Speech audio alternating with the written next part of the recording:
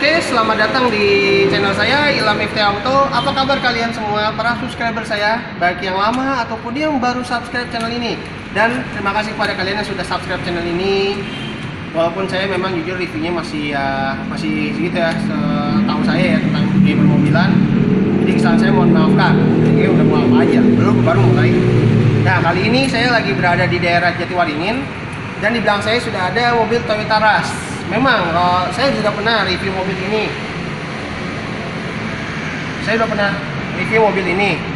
Tapi itu yang tipe G. Kalau yang sekarang saya mau review ini adalah tipe S. Perbedaannya beda nggak sih sama tipe G yang waktu saya pernah review dulu sama yang sekarang ini? Oke, jangan lupa untuk klik tombol like bila kalian menyukai video ini, dan jangan lupa untuk subscribe dulu channel ini. Oke?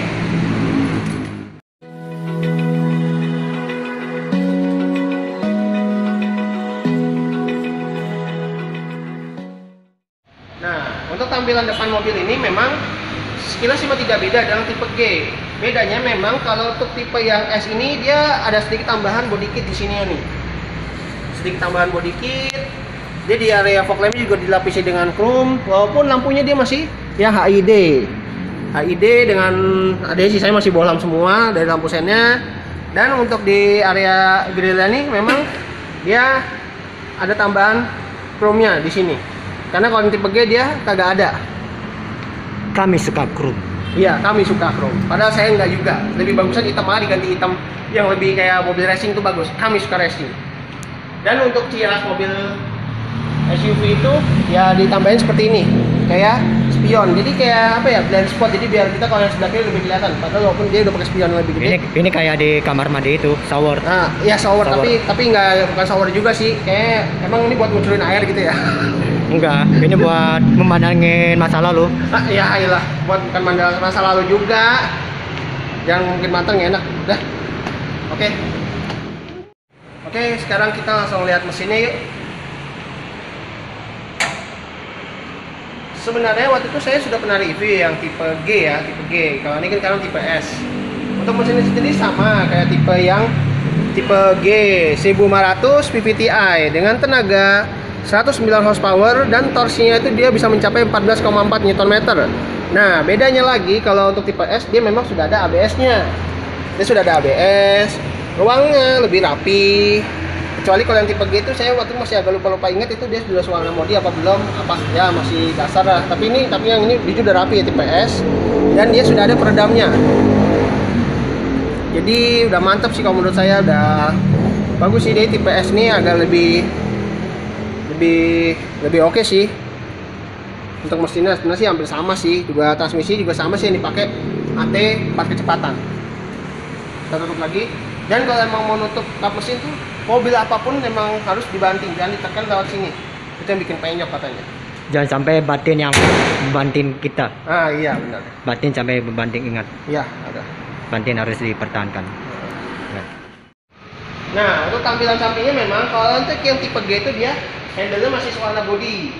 Untuk yang tipe yang ini, tipe yang S ini dia sudah menggunakan chrome. Jadi lebih bagus ya, emang lebih rapi. Kalau kata si Hanan, kami suka chrome. Dan Chrome. Dan di sini dia juga sudah ada set body molding. Dan memang di bawahnya nih ada sedikit tambahan body kit ya. Walaupun memang dia nggak terlalu kelihatan si body kitnya, tapi kalau kita bisa lebih detail lagi itu emang kelihatan banget body kit, jadi lebih sporty gitu kalau menurut saya. Ini karena mobil berwarna hitam dia jadi piano black ini jadi kayak warna body ya. Padahal ini aslinya emang dia sudah piano black. Ada talang airnya. Dan di sini udah ditambahin roof rail ya, ciri khas mobil dari Rush ini. Karena SUV ini kan biasanya buat lebih bawa barang banyak gitu, buat naruh tambahin roof rack gitu ya. Jadi oke lah ditambahin seperti roof rail. Dan di sini dia spionnya kalau untuk tipe S dia sudah chrome lagi. Dan ada lampu sennya, walaupun memang lampu sennya belum LED. Dan di sini ada antena yang masih model biasa nih, model jadul. Dan di sini dia ada logo VVTi. Dan memang pada zamannya mobil ini dia belum dual. Jadi dual itu baru ada itu di Xenia yang 2016 itu baru udah dual ya. Karena Xenia sama Avanza yang 2013 itu belum ada dual juga sih. Oke. Nah, untuk peleknya memang dia masih sama ya dengan tipe yang G kemarin yang pernah saya review.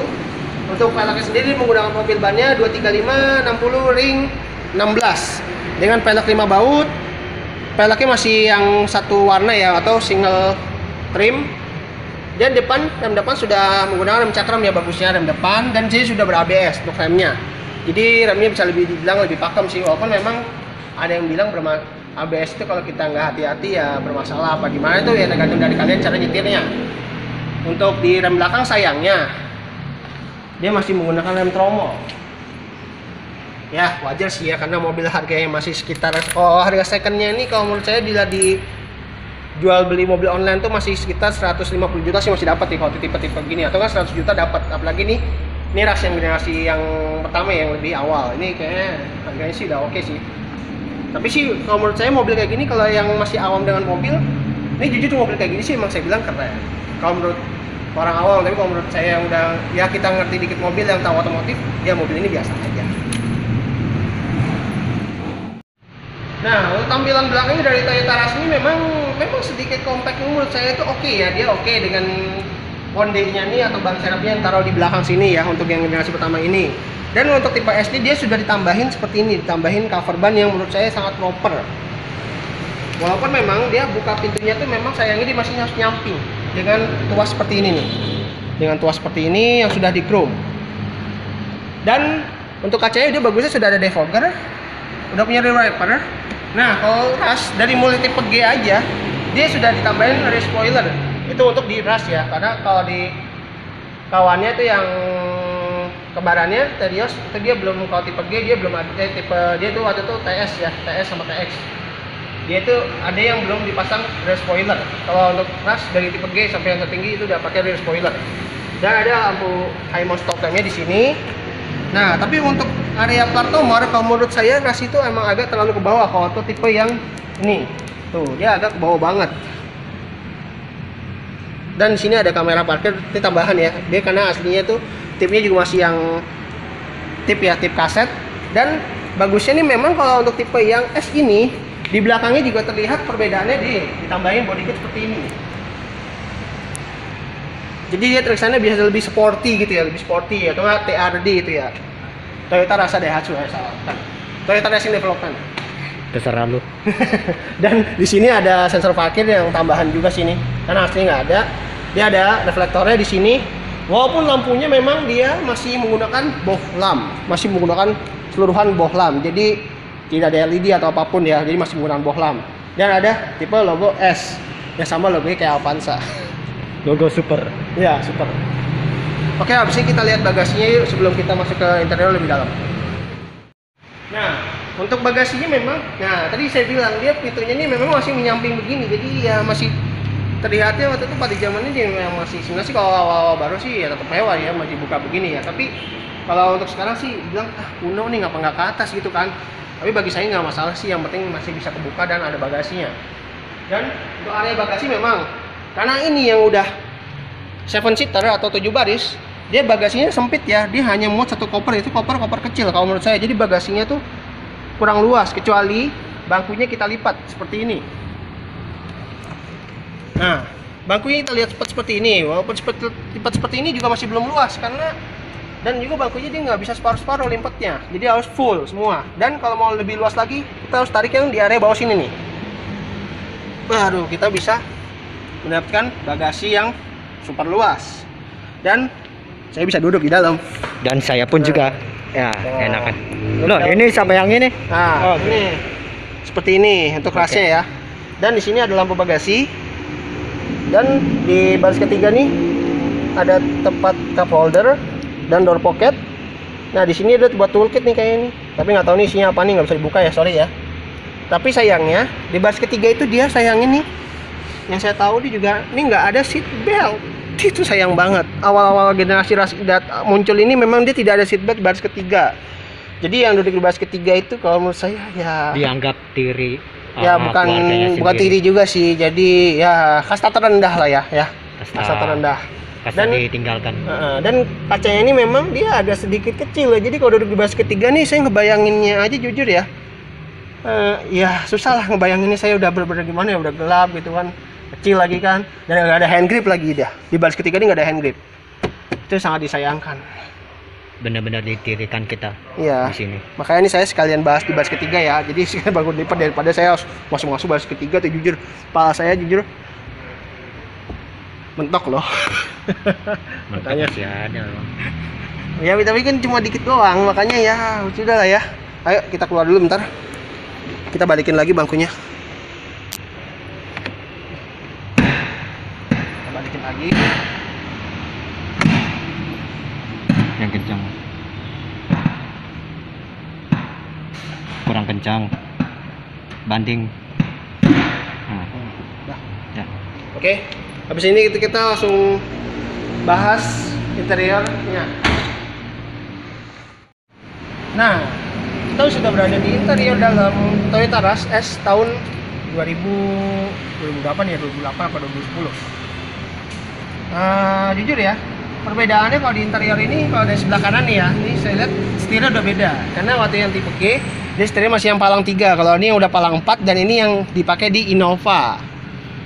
Dan tetap aja sih persamaannya itu dia tidak ada tilt atau teleskopik di mobil ini. Itu sayang banget. Kenapa mobil yang harganya itu bisa setengah miliar itu, hampir setengah miliar itu dulunya, iya dulunya ini itu nggak ada pengaturan setirnya, itu sayang banget menurut saya. Itu yang menurut sayangkan. Dan bedanya lagi, kalau kunci zaman dulu tuh Rush awalnya tuh dia hanya seperti ini, tapi ini kayak udah nggak bisa. Kita kayak bisa pakai yang ini nih, dan sudah immobilizer bunyi tapi begitu. Awas. Pinggir. Awas, bom meledak. Salah, bukan. Tapi bagusnya untuk yang ini dia sudah ditambahin electric mirror. Selain electric mirror, dia sudah ditambahin dengan electric retract. Dia ada sensor alarm. Di sini kosong, polos, nggak ada apa-apa. Untung hati saya nggak kosong lagi. Enggak. Dan juga di sini ada buat kayak semacam defogger. Di bawah tadi ada kap mesin. Di sini ada tempat penyimpanan. Bangkunya, tapi kalau untuk tipe S ini dia sudah ada adjusternya. Walaupun adjuster masih yang model Snow. Selain recline dan sliding. Bukan di slidingan. Nah, bukan sliding, pala sliding. Salah. Pala Dan di sliding. lalu aja. Dan juga di sini power window dia sudah auto, tapi hanya pada posisi driver. Dia udah auto up, auto down. Saya masih manual. Dan sini ada window lock. Handle-nya dia sudah chrome ya. Kalau yang tipe G dia masih warna body. Dan di sini memang bahannya ini sisanya masih plastik, tapi bagus sih, itu di zaman ini masih udah bagus, keren. Dan di sini dia udah ada Twitter. Di sini juga ada ban blue-nya di pintunya nih, jadi kelihatannya mewah. Tapi kalau emang ada badge kayak gini pasti kotor sih, itu rawan banget. Dan di sini juga ada speaker di bawahnya, selain ada cup holder dan door pocket. Apa lagi ya? Oke. Di sini ada karpetnya yang dia duduk injek ini. Nah, kita bahas lagi untuk speedometernya. Speedometernya ini memang benar-benar ya zaman dulu memang nggak mementingkan sebuah MID atau apapun ya. Jadi dia MID, jadi benar-benar dia full jarum di sini, full jarum. Dan dia kalau untuk transmisi otomatis dia ada semacam buat gigi ya, buat posteling gitulah ya, macam-macam lah. Maksudnya apa? Ya apa ya? Ya Indikator. Indikator gear. Dan di sini ada buat temperatur suhu. Untuk bensin dia ada di sini nih, ada di kotak ini. Jadi dia zaman dulu udah kayak motor apa ya, motor-motor zaman sekarang juga sih yang masih pakai kotak gitu ya. Takaran bensin coba dijalanin dikit dulu. Tuh seperti itu. Jangan dah. Seperti itu. Isiin nanti dah. Dan di sini saklar sudah terintegrasi dengan fog lamp, bagusnya. Wiper ada intermittennya walaupun masih manual. Tip ini aslinya ini memang dia ini aslinya memang masih yang kaset dan CD itu pada zamannya. Sama kayak tipe G sebenarnya, tapi ini udah di custom sama pemiliknya jadi pakai layar yang udah terhubung dengan kamera parkir. Ngikutin zaman now. Bisa bilang gitu. Dan juga di sini ada jam digital nih, ciri khas mobil zaman dulu Toyota tuh memang ada jam digital tuh udah mewah loh, itu keren. Dan di sini ada lampu hazard. Di sini ada cup holder. Sayangnya untuk AC dia tidak ada pengaturan posisi ya. Nah, itu yang sangat disayangkan. Mobil yang pada zaman awalnya ini muncul tuh dengan harga sekitar 200 juta lebih, itu kenapa AC-nya tuh dia cuma dua begini? Ya memang sih seperti kompor gas, tapi itu nggak masalah. Yang penting harus ada posisinya tuh. Itu yang penting harusnya. selain setir. Itu yang saya disayangkan pada awalnya. Tapi kalau bagi orang yang nggak peduli masalah itu, ya nggak apa-apa sih. Tapi kalau jujur kalau buat posisi ya sebenarnya lebih enak ada posisinya sih, kalau menurut saya ya. Dan di sini ada tempat asbak.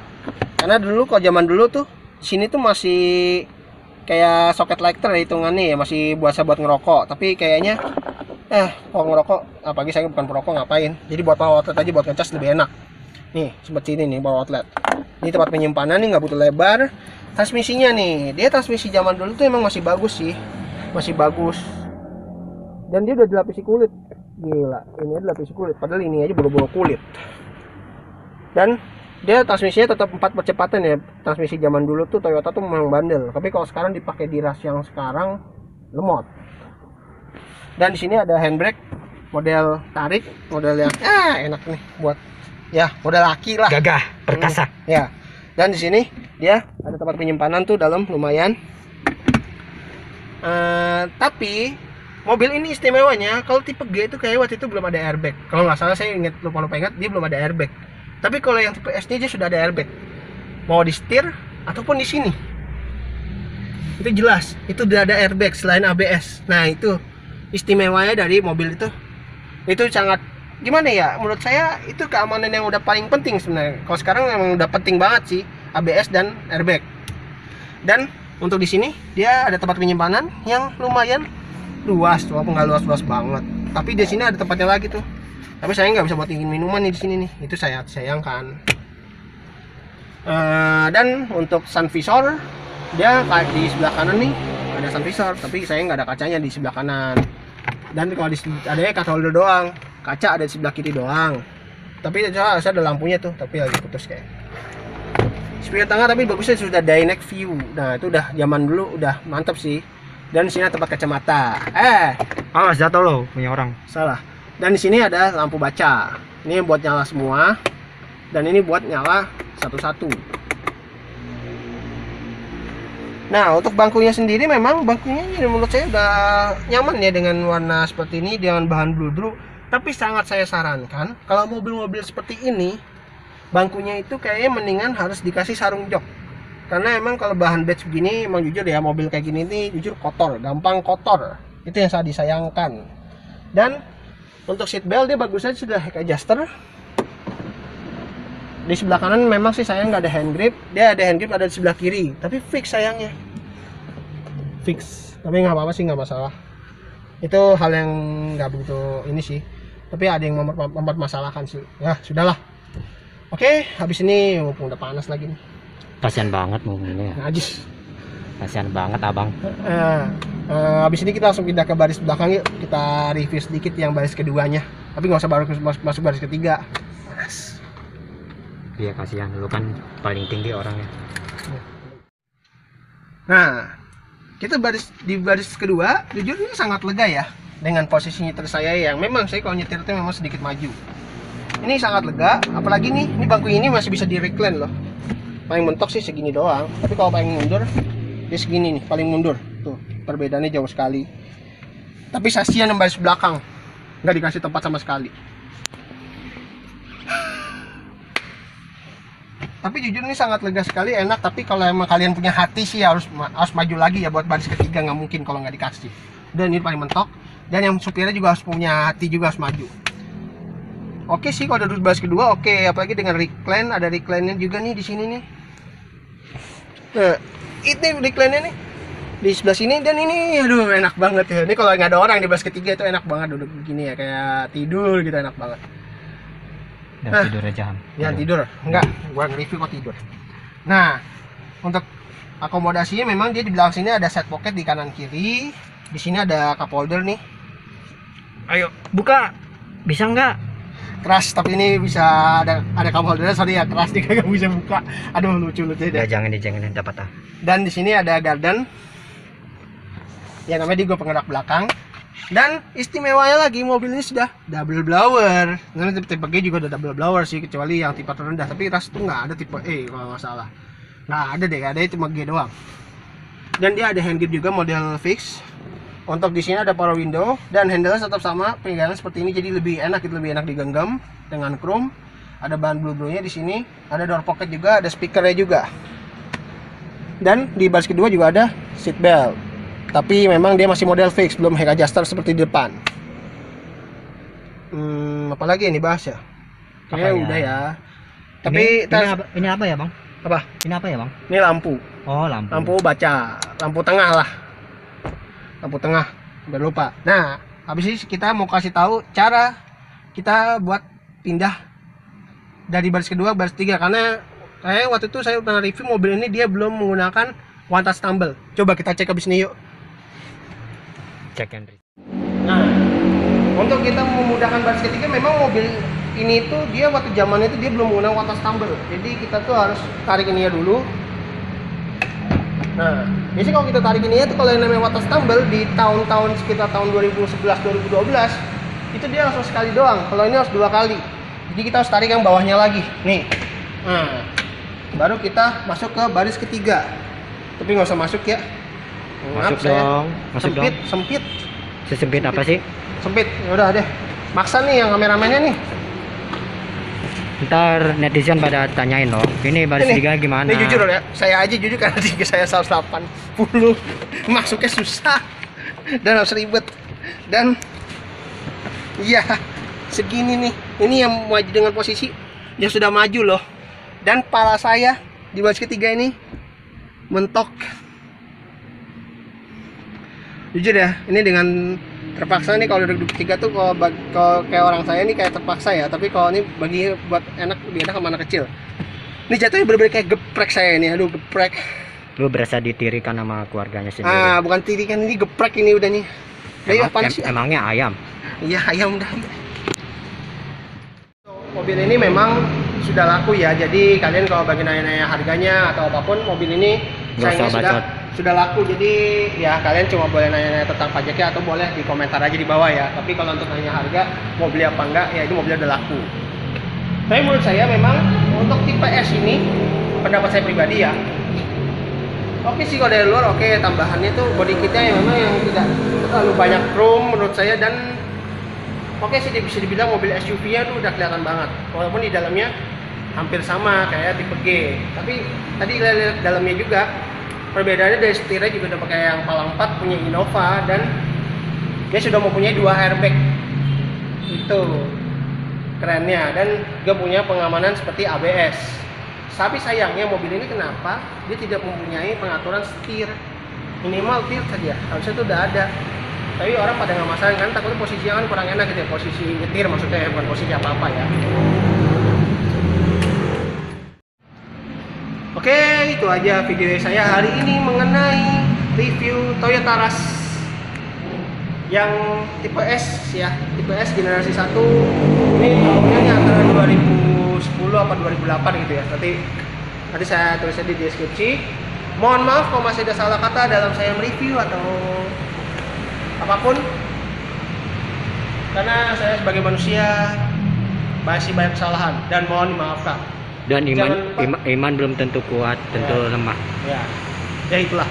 Dan jangan lupa untuk klik like, subscribe juga channel ini, dan follow juga Instagram saya di Ilham ET Auto. Dan bagi kalian yang ingin membeli sebuah diecast atau yang bisa saya memang main mobil-mobilan diecast gitu ya, kalian juga bisa follow juga IG-nya IFT Diecast.